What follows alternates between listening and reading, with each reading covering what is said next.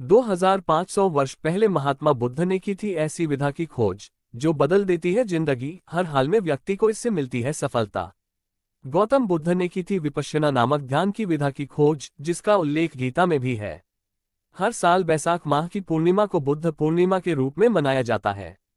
कहा जाता है कि इस दिन महात्मा गौतम बुद्ध का जन्म हुआ था। इसी दिन बोधि वृक्ष के नीचे उन्हें ज्ञान की प्राप्ति हुई थी और इसी दिन उनका महानिर्वाण भी हुआ था। बुद्ध पूर्णिमा को बौद्ध अनुयायी विशेष पर्व के रूप में मनाते हैं। हिंदुओं में भगवान बुद्ध को विष्णु भगवान का अवतार माना जाता है, इसलिए इस दिन भगवान विष्णु की पूजा का विधान है। साथ ही इस दिन गंगा स्नान का विशेष महत्व है। आज 18 मई को बुद्ध पूर्णिमा है। इस मौके पर हम आपको बताने जा रहे हैं ध्यान यानी मेडिटेशन की एक ऐसी विधा के बारे में जिसकी खोज महात्मा बुद्ध ने की थी। इसे विपश्यना या विपस्सना के नाम से जाना जाता है। जानिए क्या है विपश्यना। विपश्यना या विपस्सना एक बेहद प्राचीन ध्यान की विधा है।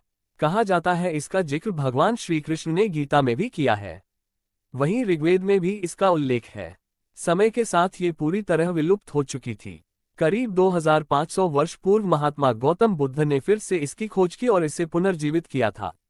विपश्यना का अर्थ है कि जो वस्तु जैसी है उसे उसी रूप में सहजता के साथ देखना। यह अंतर्मन की गहराइयों तक जाकर आत्मनिरीक्षण द्वारा आत्मशुद्धि की साधना है। सांसों के साक्षी भाव से होती है शुरुआत। इसकी शुरुआत सांसों से होती है। सबसे पहले सुखासन, वज्रासन या किसी भी आसन में बैठ जाएं। इसके बाद व्यक्ति को सांसों को साक्षी भाव में देखना सिखाया जाता है। नाक के दोनों छिद्रों पर ध्यान केंद्रित करके सांस पर ध्यान देना है कि सांस कब आई और कब गई।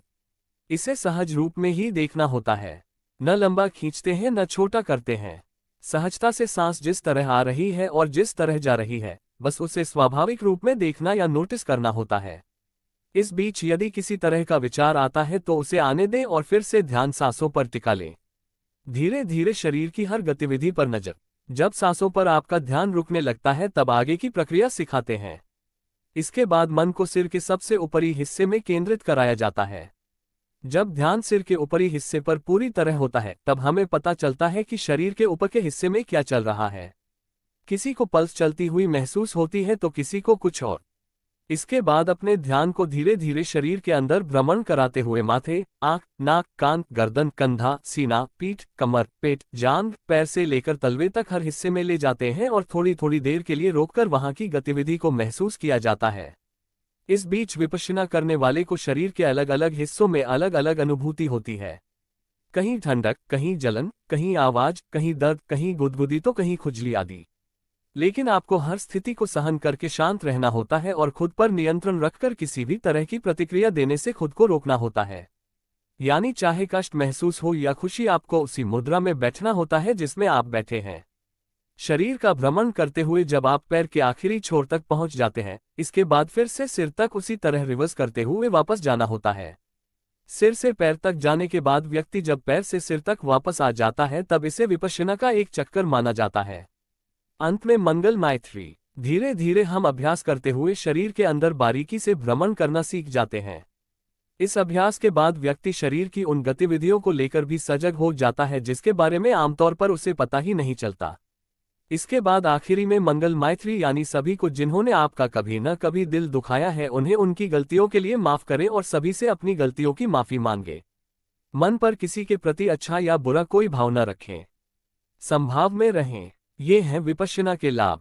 विपश्यना का उद्देश्य वर्तमान में रहकर जीवन जीने की कला सिखाना है। नियमित इस अभ्यास से आत्मशुद्धि होने लगती है। मन पर व्यक्ति का वश हो जाता है और वो इसे भटकने नहीं देता। जीवन में चाहे सुख का पड़ाव हो या दुख का, व्यक्ति हर हाल में संभाव में रहना सीख जाता है। यानी दुख में बहुत दुखी नहीं होता और सुख में बहुत सुखी नहीं होता। वो इन्हें सिर्फ जीवन के एक घटनाक्रम के रूप में देखना सीख जाता है। व्यक्ति की एकाग्रता बढ़ती है और बड़ी से बड़ी मुश्किल में भी वो विचलित नहीं होता, साथ ही बड़ी से बड़ी खुशी में अति उत्साहित नहीं होता। जीवन में सुख दुख का तालमेल बैठाना सीखकर वर्तमान में जीना सीख जाता है। वो जिस काम में लगता है उसमें सफलता हर हाल में प्राप्त करता है। उम्मीद करता हूँ इस बुद्धा मॉरल स्टोरी से आपको आज बड़ी सीख मिली होगी। तो दोस्तों, ये बुद्ध मॉरल स्टोरी आपको कैसी लगी जरूर बताना और कमेंट में नमो बुद्धाय जरूर लिखिए।